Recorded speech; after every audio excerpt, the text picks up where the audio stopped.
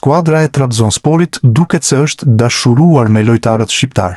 Pas shkëlqimit të Ernest Muçit, kampionët e Kupës së Turqisë kërkojnë të transferojnë edhe Myrto Uzunin. Këto janë raportimet e fundit që vijnë nga Turqia.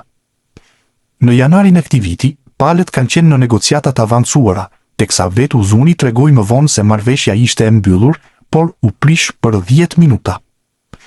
Kisha një ofertë shumë të mirë nga Trabzonspori dhe mund të bashkohesha me Ernest Muçin aty.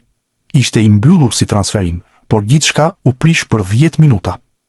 Trajneri donte shumë të më merrte në ekip. Të gjithë ishin dakord dhe oferta ishte e lartë. Ishte njësoj sa ekipi Austin më bleu te Granada, 12 milion euro, deklaronte Uzuni në një prononcim për FSHF.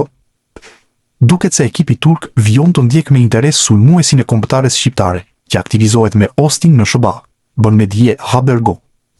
Kontrata e tij, deri në fundin e vitit 2027, bën që edhe Austin të jetë e vëmendshme ndaj ofertave që mund të vijnë. Paraqitjet pozitive të Uzunit në këtë edicion kanë bërë që Trabzonspori të rikthehet në skenë, duke e parë atë si profil të përshtatshëm për të përforcuar repartin sulmues për sezonin e ardhshëm.